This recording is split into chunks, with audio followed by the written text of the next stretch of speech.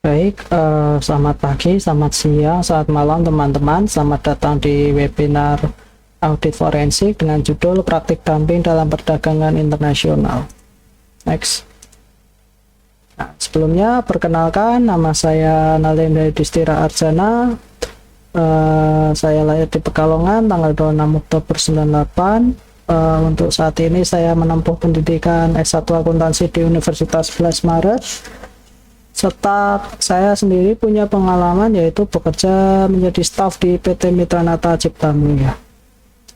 Oke, next. Nah, sebelum masuk ke materi, kita harus tahu dulu apa itu dumping. Nah, dumping ini adalah suatu kegiatan yang dilakukan oleh produsen atau pengekspor yang melaksanakan penjualan barang atau komoditi di luar negeri atau negara lain dengan harga yang lebih rendah. Atau dengan kata lain, dumping sendiri adalah suatu kegiatan menjual barang di pasar internasional dengan memasang harga yang lebih murah atau lebih rendah dari harga pasar yang ada di dalam negeri. Nah, kegiatan dumping ini kerap dilakukan oleh pihak eksportir yang menjual produk atau komoditasnya ke negara lain dengan harga yang lebih rendah, baik itu di pasar dalam negeri, importir, ataupun eksportir. Nah, seperti yang kita tahu, bahwa berbagai negara yang sudah tergabung dalam organisasi di bawah PBB yaitu WTO sudah menyetujui adanya perdagangan bebas. Hal tersebut mengindikasikan bahwa setiap hambatan yang terjadi pada perdagangan internasional, baik itu dalam bentuk tarif ataupun non-tarif, harus bisa ditiadakan. Nah, untuk itu maka bagi eksportir maupun importir, siap atau tidak siap, harus menghadapi adanya persaingan di dalam negeri dan di luar negeri. Karena apa? Karena perdagangan bebas akan berefek pada lebih mudahnya barang yang keluar dan masuk pada negara-negara yang sudah tergabung dalam anggota WTO ini. Nah, karena bebasnya barang keluar masuk, maka menimbulkan adanya ketetatan persaingan pasar. Nah, ketetatan persaingan pasar seringkali menimbulkan kegiatan dumping yang menjadi isu di dalam dunia perdagangan internasional. Kegiatan dumping dianggap sebagai bentuk persaingan yang tidak sehat karena bisa mengakibatkan kerugian pada industri dalam negeri yang menjadi tempat kegiatan penjualan dengan cara curang tersebut. Nah, dalam hal ini WTO membuat suatu perjanjian yang disebut sebagai Agreement on Trade in Goods yang sudah disetujui oleh negara-negara anggota WTO. Nah, di dalam perjanjian tersebut memang tidak ada larangan dalam mengenai kegiatan dumping. Namun beberapa negara menyetujui untuk berusaha menanggulangi kegiatan dumping dengan cara menerapkan adanya bea cukai anti dumping. Nah, bea cukai mengenai anti dumping ini bisa diaplikasikan jika kegiatan dumping bisa memberikan dampak yang mampu merusak atau juga merugikan pasar produsen pesaing pada negara pengimpor. Nah, tentu saja negara-negara itu akan melindungi produsen dalam negeri mereka agar tidak terancam barang-barang mereka menjadi tidak laku di dalam negeri akibat serangan dari barang-barang impor yang masuk ke negara mereka, sehingga kegiatan yang diduga mungkin menjadi dumping ini perlu adanya penetapan tarif bea cukai yang lebih tinggi.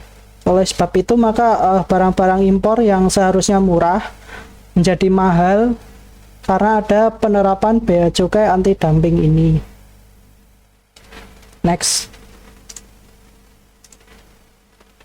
Nah, tujuan dumping itu apa sih? Kenapa negara importer atau eksportir itu melakukan dumping? Nah, yang pertama meraih keuntungan besar, tentu saja karena murahnya barang. Tentu walaupun margin mereka yang didapat sedikit, tentu karena jumlah barang yang terjual itu banyak, maka keuntungan yang diperoleh juga besar. Yang kedua yaitu menghabiskan stok barang. Nah, barang yang menumpuk oleh eksportir tentu kalau di negaranya sendiri sudah tercukupi, namun stok barangnya masih banyak, sehingga menyebabkan barang di dalam negeri harganya menjadi murah. Perlu tentu adanya usaha untuk mengurangi stok barang, maka perlu produsen melakukan dumping itu untuk menghabiskan stok barang, sehingga harga barang yang di dalam negeri mereka menjadi tetap stabil. Dan ketika menyingkirkan usaha pesaing, ya tentu karena murahnya barang, tentu konsumen akan memilih barang yang lebih murah, yang mana, apakah yang impor atau dalam negeri mereka. Dan yang terakhir adalah memperluas pangsa pasar. Ya, karena harganya murah, tentu konsumen semakin tertarik untuk membeli barang yang hasil dari dumping tersebut. Next. Nah, lalu apa efeknya sih dari dumping ini? Nah, efek dari dumping ini ada 4, yaitu konstelasi ekonomi, iklim pekerja, stabilitas keuangan, serta goncangan ekonomi suatu negara. Nah, konstelasi ekonomi terjadi ketika barang-barang impor itu ternyata lebih banyak masuk dibandingkan barang-barang yang produksi ekspornya, sehingga menyebabkan pengeluaran devisa negara untuk mengimpor semakin besar. Lalu efek selanjutnya yaitu iklim pekerja, karena diserbu barang-barang impor, tentu produsen dalam negeri akan terancam karena produknya menjadi tidak laku, sehingga perusahaan menjadi tidak untung dan terpaksa harus mengurangi pekerja, karena jika tidak, biasanya perusahaan akan mengurangi pekerja karena biaya yang bisa diperkecil dengan mudah, yaitu biaya pekerja. Stabilisasi keuangan, ya karena impornya lebih besar dibanding ekspor, tentu akan mengganggu kestabilan keuangan. Dan terakhir, goncangan ekonomi suatu negara. Ya, mata uang mereka menjadi lemah karena banyak ditukar ke mata uang asing untuk membeli barang impor tersebut. Next. Nah, selanjutnya yaitu jenis-jenis dumping. Nah, yang pertama yaitu sporadik dumping. Dumping ini bersifat sporadis. Maksudnya yaitu dumping dilakukan dalam jangka waktu yang pendek. Nah, tujuan dari melakukan kegiatan dumping sporadik ini adalah untuk mencegah pemupukan barang di pasar dalam negeri akibat kelebihan produk di pabrik. Selanjutnya yaitu persistent dumping, merupakan praktik dumping yang dilakukan secara terus-menerus dan menetap. Ini bisa juga disebut sebagai diskriminasi harga internasional. Nah, dumping ini berbeda dengan yang sporadik dumping. Dumping ini memakan waktu yang lama karena ada perbedaan pasar antara negara importir dan eksportir. Dan yang terakhir yaitu dumping predatory, yaitu dumping yang bertujuan untuk melumpuhkan para pesaingnya. Setelah para pesaing jatuh, pelaku dumping akan menaikkan harga produknya sesuai keinginan. Dengan begitu, pasar bisa dimonopoli dan pesaing bisa dibatasi dalam jangka panjang meski sebelumnya mendapatkan kerugian. Jadi di dumping predatory ini, si pelaku dumping akan memberikan produk-produk yang murah ke negara tujuan ekspornya, dengan tujuan orang-orang menjadi lebih tertarik untuk membeli dan akhirnya bergantung dengan suatu produk. Memang untuk dumping ini mungkin di awal produsen akan mengalami kerugian karena yang didapatkan margin sangat kecil atau bahkan mereka rugi. Namun jangka panjangnya, ketika konsumen sudah nyaman dengan suatu produk atau mengenal, atau bahkan ada konsumen baru yang tahunya produk itu ya hanya itu, sehingga menimbulkan konsumen itu jadi tidak bisa berpindah ke produk yang lain, sehingga menimbulkan adanya ketergantungan kepada satu produsen. Nah, ketika hal itu terjadi, pesaing-pesaing yang memiliki produk yang sama akan mengalami kerugian tentu saja, karena produk mereka menjadi tidak laku, sedangkan ada biaya-biaya yang harus dikeluarkan secara tetap atau terus-menerus. Ketika produk mereka tidak laku atau bahkan tidak dikenal oleh konsumen-konsumen baru seiring berjalannya waktu, maka pesaing tersebut akhirnya menjadi bangkrut atau malah menjual produknya ke produsen pelaku dumping tersebut, sehingga pada akhirnya akan timbul adanya monopoli pasar, di mana si pelaku dumping ini akan menguasai pasar karena konsumen yang sudah tergantung atau terjadi ketergantungan pada produsen tersebut, sehingga dengan leluasa si pelaku dumping ini akan menaikkan atau menurunkan harganya, dan dia tidak perlu khawatir konsumen akan berpindah, karena sudah sangat sulit untuk pesaing-pesaingnya untuk melawannya, karena itu tadi konsumen sudah terjadi ketergantungan pada suatu produsen. Oke, next. Nah, lalu apa sih keuntungan dan kerugian dari dumping? Nah, keuntungan. Pertama, keuntungannya. Keuntungan yang pertama, konsumen di negara yang menerima produk ekspor bisa lebih berhemat. Konsumen di negara yang menerima produk ekspor lebih berhemat tentu saja, karena dumping berarti menjual produk lebih murah di pasar luar negeri dibandingkan pasar dalam negeri.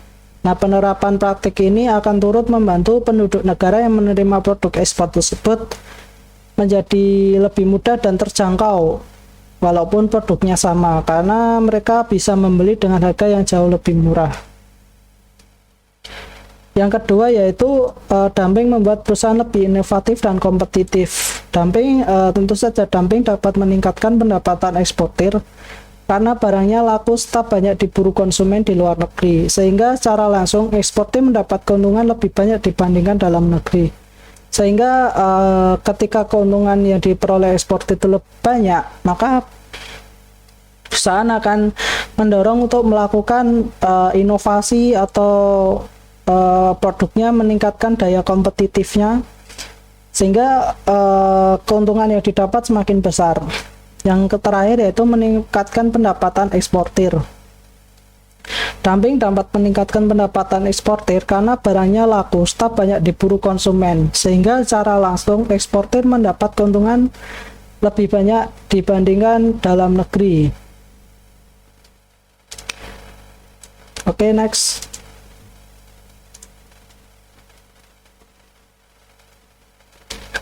Oke, selanjutnya yaitu kerugian. Timbulnya diskriminasi harga. Yang pertama adalah timbulnya diskriminasi harga. Dumping jelas menimbulkan diskriminasi harga, karena hal ini terjadi. Dumping itu kan tujuannya menjual barang lebih murah keluar, sehingga ketika barang itu masuk ke negara tujuan eksportir, maka produk yang sama itu pasti akan dipilih oleh konsumen yang memilih produk dumping itu karena harga tersebut murah. Akibatnya praktik dari dumping ini dapat merusak tatanan harga produk untuk barang yang sejenis. Tentu saja kalau di dalam negeri mungkin harganya katakanlah 10.000, ketika ada barang yang sejenis harganya 5.000, tentu konsumen akan memilih harga yang 5.000 dengan kualitas yang sama, sehingga mau tidak mau produsen dalam negeri juga harus menurunkan harga produk, sehingga si produsen dalam negeri kemungkinan menjadi rugi karena biaya produksi yang dikeluarkan oleh produsen dalam negeri mungkin lebih besar dibandingkan produk dumping, atau bahkan produk dumping murah karena dijual rugi. Lalu eksportir mengalami kerugian. Ini walau membawa keuntungan yang besar bagi eksportir, dumping juga berpotensi membuat eksportir itu bangkrut karena ketidakseimbangan biaya produk dengan pendapatan. Maksudnya yaitu perusahaan harus memproduksi komoditas dengan kualitas yang sama namun dijual dengan harga yang lebih rendah. Nah, akibat terburuknya yaitu perusahaan bisa mengalami kebangkrutan. Nah, dumping itu kan tujuannya di awal kan menjual barang lebih murah. Nah, menjual barang lebih murah itu belum tentu si pelaku dumping mendapatkan keuntungan. Bisa saja karena kerugian yang tidak ketika dumping tidak diperhitungkan secara matang, maka kerugiannya menjadi besar. Nah, menjual rugi.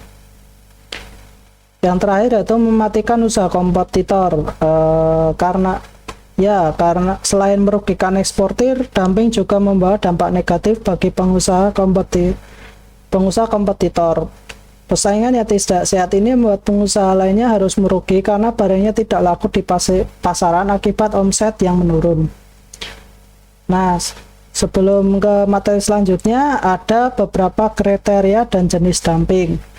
Nah, kriteria dan jenis dumping menurut pasal 6 GATT tahun 94, barang dikriteriakan dumping dengan rincian. Yang pertama,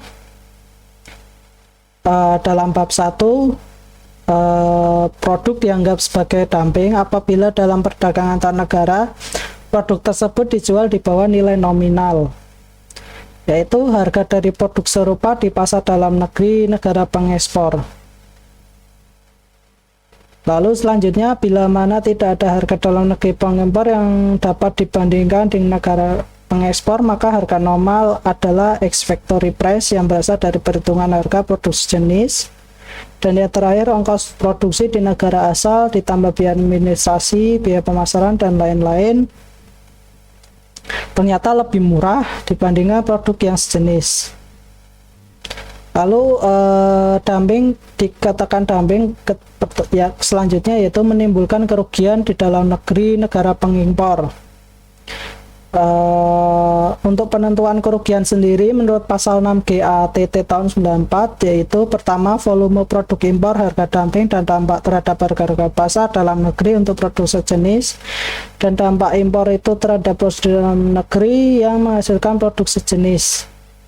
Lalu adanya hubungan kausal antara produk dumping yang dilakukan dengan akibat kerugian atau injury yang terjadi. Adanya praktik dumping dalam impor harus dibuktikan sebagai penyebab terjadinya kerugian.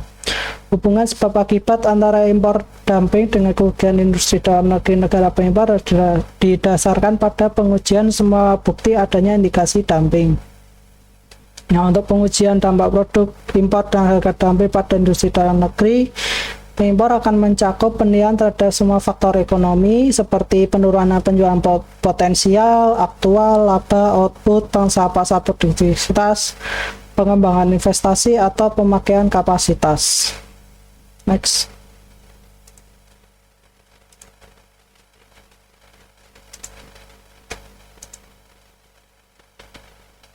Nah, untuk tindakan pencegahan dumping itu adalah menerapkan kebijakan anti dumping. Nah, di Indonesia sendiri ada kebijakan anti dumping karena Indonesia ingin atau tidak setuju dengan adanya kebijakan free trade yang disetujui oleh anggota WTO, sehingga untuk produk impor yang masuk ke Indonesia akan dikenai biaya masuk anti dumping itu.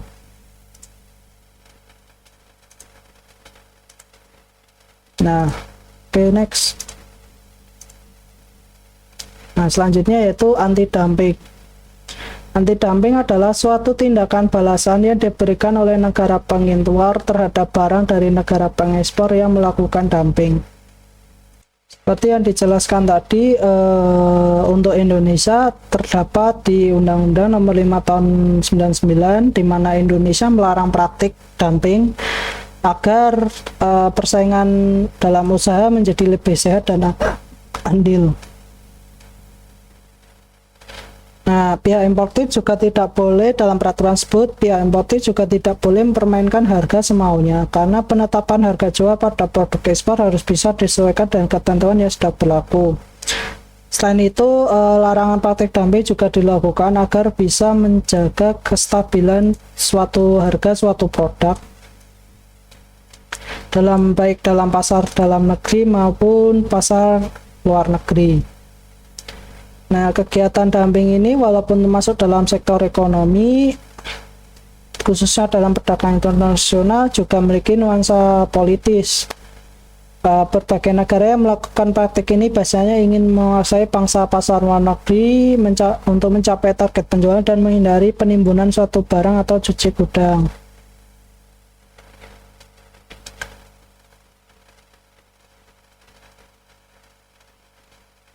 Nah, praktik dumping ini sebenarnya ada dua sisi pendapat. Yang pertama, dari pihak eksportir tentu praktik dumping ini menguntungkan mereka karena menjual barang dengan harga yang jauh lebih murah akan mampu memberikan keuntungan yang lebih besar dibandingkan harus menimbun barang. Karena mereka harus mengeluarkan biaya yang tidak sedikit ketika barang-barang yang tersimpan, dan tentu saja ada beberapa barang yang mudah rusak ketika disimpan terlalu lama sehingga akan menimbulkan kerugian. Oleh karena itu, bagi eksportir lebih baik menjual dengan margin yang kecil,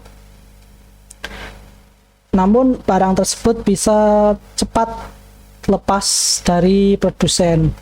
Nah, di sisi lain, bagi negara tujuan eksportir, tindakan dumping ini merupakan tindakan yang tidak bisa dibenarkan, karena itu tadi, ketika harga di dalam pasar dalam negeri lebih besar dibandingkan produk yang sama namun lebih murah, tentu akan merugikan produsen dalam negeri mereka, sehingga ketika produsen jadi rugi, mereka akhirnya akan bangkrut, menimbulkan, lalu pabrik mereka akan ditutup sehingga menimbulkan adanya pemecatan pegawai, sehingga bagi negara tujuan ekspor tentu dengan adanya kegiatan dumping menyebabkan peningkatan jumlah pengangguran, karena itu tadi, produsen menjadi sulit untuk memasarkan produk mereka di dalam negeri karena murahnya barang impor.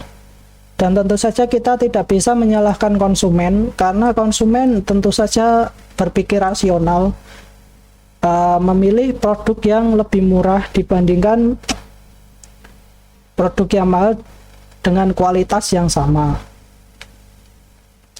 Next.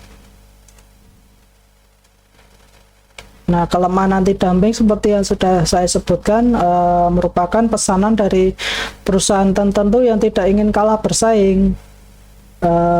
Bagi mereka, anti dumping adalah salah satu pintu masuk untuk menjaga kepentingan bisnis mereka dan menggunakan dengan dalil menjaga kestabilan ekonomi nasional. Nah, ini ada sisi buruknya juga dalam anti dumping ini. Ketika suatu negara dikuasai oleh pengusaha-pengusaha, maka ketika barang impor yang masuk dengan kualitas yang sama atau malah lebih bagus dan murah,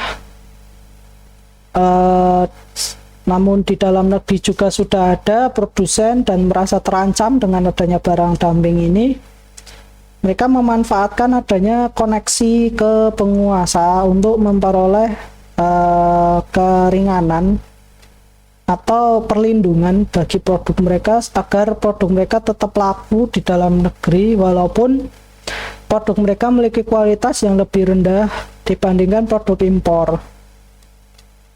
Sehingga hal tersebut tentu saja merugikan konsumen. Konsumen yang seharusnya mendapatkan produk yang murah dan kualitas yang sama atau bahkan lebih baik, bisa memperoleh produk tersebut sehingga mungkin menunjang produktivitas mereka, seperti contohnya katakanlah suatu negara mengekspor mesin, sama-sama mesin, di dalam negeri juga bisa memproduksi mesinnya sama-sama, walau kualitasnya juga sama dan lebih murah karena ada kebijakan anti dumping.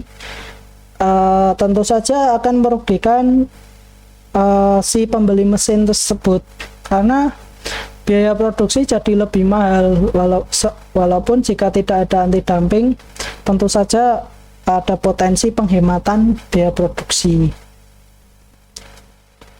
Jadi untuk dumping ini sebenarnya ada dua mata sisi ya, ada positif dan negatifnya. Begitupun juga anti dumping ada positif dan negatifnya. Tentu kita sebagai yang berkecimpung dalam ekonomi tentu seharusnya melihat dari dua sisi dumping ini.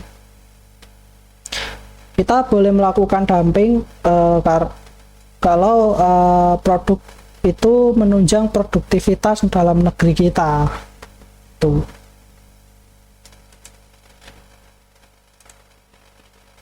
Oke, next.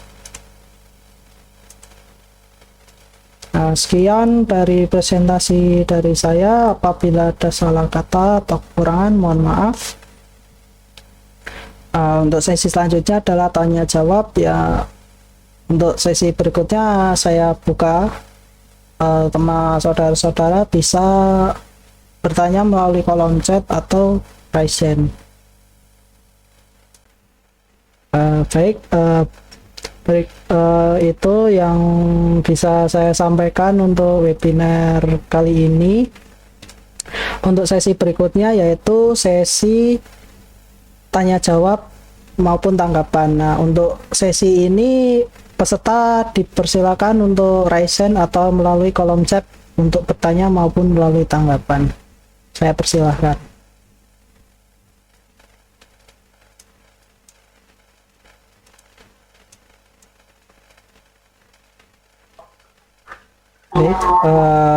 Sudah ada pertanyaan raise hand dari Mas Rian dan Mas Sayatul. Untuk yang pertama adalah Mas Rian dulu. Saya persilahkan. Terima kasih Mas Nalendra. Pertanyaan saya adalah tujuan dumping salah satunya adalah agar bisa menguasai pasar luar negeri. Apakah Indonesia sudah menguasai pasar luar negeri? Baik, untuk pertanyaan saya tampung dulu. Baik, untuk Mas Ayatul saya persilahkan. Terima kasih Saudara Nalendra. Saya izin bertanya, apakah dampak perdagangan bebas luar negeri? Baik. Ya, Oke. terima kasih. Oke. Baik, untuk pertanyaan akan saya jawab. Untuk pertanyaan Mas Rian dulu. Pertanyaannya apa sih tujuan dumping adalah salah satunya agar menguasai pasar luar negeri. Nah, pertanyaannya apakah Indonesia sudah menguasai pasar luar negeri? Nah, jawabannya Indonesia masih belum bisa menguasai pasar luar negeri karena Indonesia masih dalam tahap berkembang. Jadi untuk sekarang ini Indonesia harus memajukan dulu ekonomi di dalam negeri. Selain itu Indonesia juga masih mengimpor barang dari luar negeri untuk memenuhi kebutuhan dalam negeri. Jadi menurut saya Indonesia itu belum bisa dikatakan dapat menguasai pasar luar negeri. Itu jawaban dari saya, Mas Rian. Apakah sudah menjawab? Terima kasih Mas. Oke. Lalu untuk pertanyaan dari Mas Ayatul, apa dampak perdagangan bebas luar negeri? Oke, akan saya jawab. Dampak dari perdagangan bebas luar negeri adalah terutama dampaknya itu akan ke produk dalam negeri. Karena apa? Karena ketika perdagangan bebas atau malah dumping ini terjadi, produk dalam negeri akan mengalami kemunduran karena kalah bersaing dengan produk impor yang notabene produk impor ini harganya lebih murah karena itu tujuan dumping itu sendiri.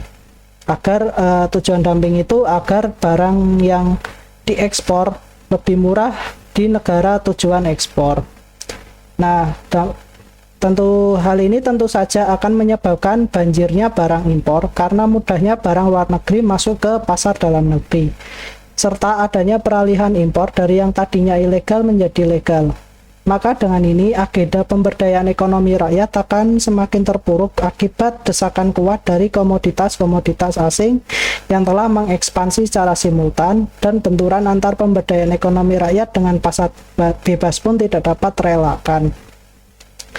Atas semua ini menyebabkan semakin banyaknya angka pengangguran, tentu saja karena produsen dalam negeri kalah bersaing sehingga menyebabkan produk dalam negerinya menjadi tidak laku, sehingga menimbulkan adanya timbunan barang yang kemudian karena produsen dalam negeri itu pasti akan mengeluarkan biaya-biaya yang harus dikeluarkan secara terus-menerus, sedangkan barangnya tidak laku, maka tentu saja tidak ada pemasukan, sehingga mau tidak mau produsen dalam negeri akan gulung tikar dan akhirnya memecat karyawan, sehingga menyebabkan angka pengangguran dalam negeri menjadi meningkat dan pada akhirnya akan melumpuhkan perekonomian nasional.